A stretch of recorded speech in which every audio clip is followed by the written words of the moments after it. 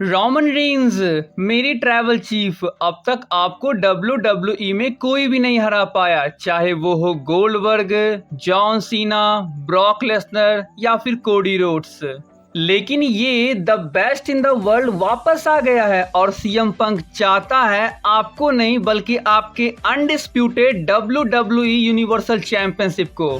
तो hey guys, welcome है आप लोगों का आज के इस वीडियो में। AEW कंपनी से उन्हें फायर कर दिया गया। अब पूरे 10 साल बाद the best in the world CM Punk WWE company में वापस आ रहे हैं। ये सारी चीजें सोशल मीडिया पर हुई है तो काफी लोग कंफ्यूज है कि आखिर सीएम पंक के साथ क्या हुआ। 1 वीक के हार्डवर्क, रिसर्चेज और सारी इंफॉर्मेशन को कलेक्ट करने के बाद मैं आप लोगों के लिए इस वीडियो को लाया हूँ। गाइस प्लीज रिक्वेस्ट है कि इस वीडियो को देखिएगा, थोड़ी देरी से ही लेकिन देखना जरूर। WWE का एक कमाल का सुपरस्टार, खुद को the best in the world कहने वाले सीएम पंक को तो आप लोग ऑफ कोर्स अच्छी तरह से जानते होंगे। 2014 में WWE कंपनी को लीव करने के बाद पूरे 7 इयर्स बाद 2021 में सीएम पंक प्रो रेसलिंग में अपना रिटर्न करते हैं all Elite wrestling AEW company में। AEW में आने के बाद कंपनी के साथ साथ सीएम पंक की भी हमें सक्सेस ग्रोथ देखने को मिली जब वो 2 टाइम्स AEW वर्ल्ड चैंपियन बने। अब देखो, सब कुछ सही चल रही थी, लेकिन कुछ दिनों पहले न्यूज ये आती है कि CM Punk, also known as Phil Brooks, has been fired by the All Elite wrestling.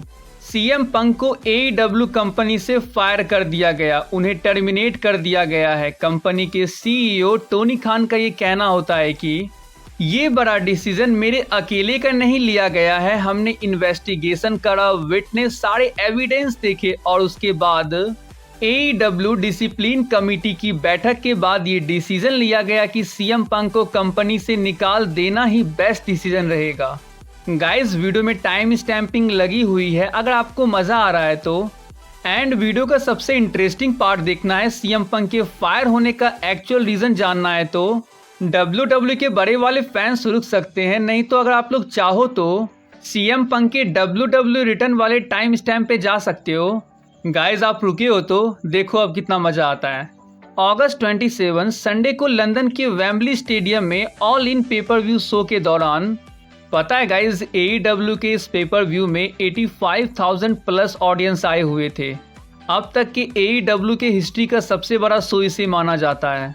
तो हाँ गाइज, इस शो के दौरान एक सुपरस्टार जैक पेरी, जिनका रिंग नेम जंगल बॉय है, उनके साथ सीएम पंक की बैक स्टेज बातों बातों में वे एक दूसरे को पंचेस मारने लगते हैं, एक दूसरे के गले को दबाने लगते हैं। सारे स्टाफ्स, खुद CEO टोनी खान के आने के बाद भी वे नहीं रुक रहे थे। समोआ जो के आने के बाद वे उन्हें किसी तरह रोकते हैं। पर ऐसा हुआ क्या था इनके बीच? तो गाइस, जंगल बॉय अपने सेगमेंट में रियल ग्लास यानी कांच को यूज करना चाहते थे। सीएम पंक को उस शो की बुकिंग पावर दी गई थी, जिस वजह से उन्होंने जंगल बॉय को कांच को यूज करने से साफ मना कर दिया था। सारे लोग और डॉक्टर्स भी सीएम पंक के फेवर में थे। उन्होंने बोला था कि रियल कांच का यूज करके हमें शो को खून खराब नहीं करना है। लेकिन इसके बावजूद जंगल बॉय मैच में अपने ओपोनेंट को एक गाड़ी में मारते हुए सीएम पंक के अगेंस्ट जाते हुए वे कहते हैं कि ये देखो पंक, मैं असली कांच पे इसको मार रहा हूँ, हिम्मत है तो रोक के दिखा। तू क्या बोल रहा था कि मैं असली कांच का यूज नहीं कर सकता? बैक स्टेज सीएम पंक ये सब कुछ वॉच कर रहे थे। फेस टू फेस आने के बाद बातों बातों में बस ये स्टार्ट हो जाते हैं। तो गाइस, देखा आप लोगों ने, ये था झोल, नहीं इससे भी कुछ बड़ा हुआ है यहाँ। सीएम पंक और जंगल बॉय के ब्रॉल के बीच जब टोनी खान आते हैं तब क्लियरली लग रहा है यहाँ कुछ ऐसा हुआ है। सीएम पंक टोनी खान पर भी फिजिकल होते हुए उनके कॉलर को पकड़े हैं, क्योंकि टोनी खान ने सीएम पंक के रिलीज के वक्त ऐसा कहा कि वो 30 साल से रेसलिंग शो में जा रहे हैं, 4 साल से AEW कंपनी के शो को बुक कर रहे हैं, लेकिन कभी उन्हें ऐसा फील नहीं हुआ कि उनकी भी लाइफ को डेंजर हो सकता है, जो ऑल इन में सीएम पंक और जंगल बॉय के ब्रॉल के बीच उन्हें फील हुआ। देखो, अपने बॉस के साथ दुनिया में कहीं भी तुम ऐसा नहीं कर सकते, भले ही वो बॉस कैसा भी हो, एट द एंड वो तुम्हारा बॉस है। मुझे तो गाइस सबसे बड़ा रीजन यही लगता है सीएम पंक के रिलीज होने का। अब गाइस, यहाँ सबसे बड़ी बात ये है, स्पेकुलेशन यही होगी कि क्या अब सीएम पंक WWE में वापस आने वाले हैं। और क्या गाइज आपको पता है, माना जा रहा है पे बैक में बैक स्टेज ये एक बड़ा डिस्कशन वाला टॉपिक था। बैक स्टेज जो हायरअप्स हैं वो डिस्कस कर रहे थे कि क्या हम सीएम पंक को ला सकते हैं। और सबसे अच्छी बात तो ये है कि कोई non compete clause CM Punk के कॉन्ट्रैक्ट में माना जा रहा है कि नहीं है, यानी वो एक फ्री एजेंट है और इमीडिएटली किसी भी कंपनी के साथ साइन कर सकते हैं। NJPW new Japan pro wrestling में वो जाएंगे नहीं क्योंकि उनके रिलेशन है AEW के साथ। TNA इम्पैक्ट रेसलिंग, पता है गाइज, ये सीएम पंक को साइन करने के लिए काफ़ी इंटरेस्टेड है, लेकिन वो सीएम पंक को अफोर्ड ही नहीं कर पाएंगे। सीएम पंक इतना पैसा मांगेंगे कि वो दे ही नहीं पाएंगे उतना। अब गाइस बचती है WWE कंपनी, जो कि बड़े आसानी से सीएम पंक को साइन कर सकते हैं। ये तो बात है, अब सीएम पंक को AEW कंपनी में मजा नहीं आ रहा था, क्योंकि कुछ दिनों पहले एक रिपोर्ट आई और उसमें कहना था कि सीएम पंक 2023 के रॉयल रंबल में वापस आने के लिए रेडी थे। अगर उस टाइम पर वो AEW कॉन्ट्रैक्ट से बाहर हो जाते तो रेसलमेनिया में केविन ओवन के साथ उनका मैच प्लान था। अब जहां तक WWE और सीएम पंक के मिलने की बात है, I think guys business wise it makes sense.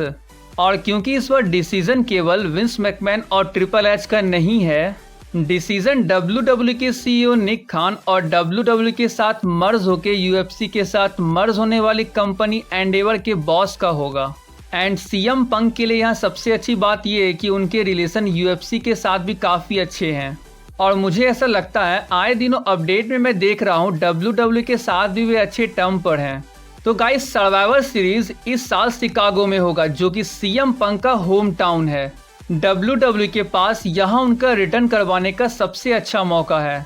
Literally guys, अगर यहाँ सीएम पंक का रिटर्न हो जाता है तो ये रिटर्न WWE के हिस्ट्री में कुछ टॉप रिटर्न में से एक होगा, क्योंकि गाइज सीएम पंक का रिटर्न WWE में, वो भी शिकागो में, इससे बड़ा और बैंगर गाइस और कुछ हो ही नहीं सकता है। लेकिन अगर उनका रिटर्न सर्वाइवर सीरीज में नहीं होता है तो रॉयल रंबल 2024 में उनका रिटर्न कंफर्म समझना।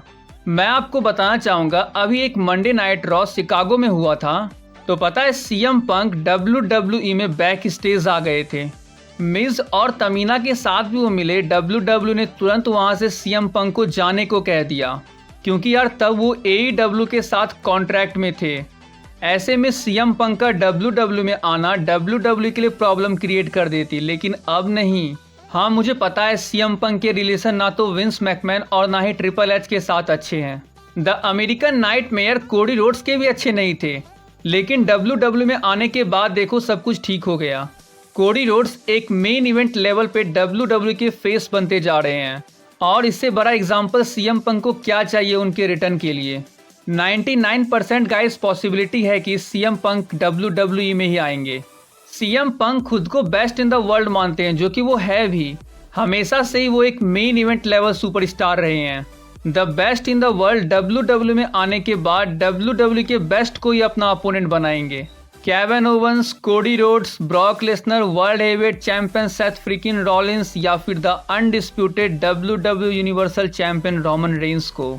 गाइज इमेजिन अगर सीएम पंक कन्फ्रंट करते हैं रोमन रेंस को, क्या होगा गाइज? ये आपको पॉल हेमन का ये एक्सप्रेशन बता सकता है, क्योंकि आप लोगों को पॉल हेमन और सीएम पंक के रिलेशन के बारे में तो पता ही होगा। और गाइज मैंने सीएम पंक के लिए रोमन रेंस का नाम ऐसे ही नहीं ले लिया। सीएम पंक के इस पोस्ट को आप लोग देख रहे हो, हूबहू रोमन रेंस की तरह। इससे बड़ा हिंट गाइज इस राइवलरी के लिए और क्या चाहिए। आई होप कि गाइज आप लोगों को वीडियो काफी अच्छा लगा होगा। So see you guys in my next video. Till then bye and take care.